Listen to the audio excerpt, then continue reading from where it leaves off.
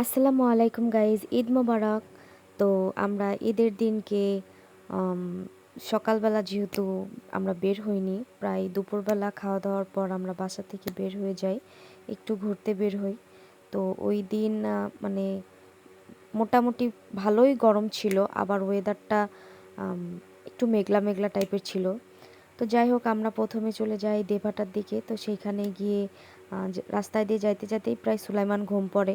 আমি আর কি একটু ভিডিও নিচ্ছিলাম, যেহেতু প্রায় 30টা রোজার পরে আমাদের এই খুশির ঈদটা আসে, আর মানুষজন এত খুশি সেটা একদম বলার বাইরে। আর প্রচণ্ড পরিমাণের ভিড় ছিল এখানে। আর যেহেতু আমরা রোজা রাখছিলাম আর কি, সেই কারণে আর কি একটু আমরা ক্লান্ত টাইপের ছিলাম। তো যাই হোক, এই যে আমরা দুইজনই স্বামী স্ত্রী সেজেগুজে আর কি একটু বের হয়েছি, একদম বিকালবেলা বলা যায় আমরা ঘুরতে। তো ঘুরতে ঘুরতে আমরা দেখতেছিলাম যে কোন দিকে যাওয়া যায়। তো আমরা দুজন রাস্তায় যাইতে যেতেই আর কি দুজন মিলে ভাবছি যে কোন জায়গায় যাব।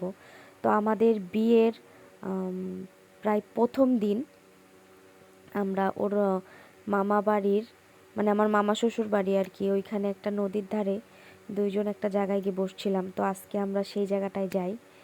তো সেই জায়গাটা গিয়ে কিন্তু আমার মাশাআল্লাহ দিলে অনেক ভালো লাগে। আর মানে জায়গাটা একটু পরিবর্তন হয়েছে, কিন্তু জায়গাটা সেরকমই ছিল। তো বেশিক্ষণ দাঁড়াইনি, যেহেতু সুলাইমানের জন্যে কোনো জায়গায় গিয়ে আমরা থির থাকতে পারি না। আর সে একটুখানি ঘুমানোর পরেই কান্নাকাটি শুরু করে দিছে। আর যেহেতু অনেক ক্লান্ত, দুপুরবেলা যেহেতু ঘুমায়, ওই দিন তো আর ঘুমায়নি, এর জন্য একটু বেশি জ্বালাতন করতেছিল। তাও আমরা এই যে নদীর ধারে কিছুক্ষণ বসি, তারপরে আর কি আমরা সেই জায়গাটায় যাই। তো দেখি।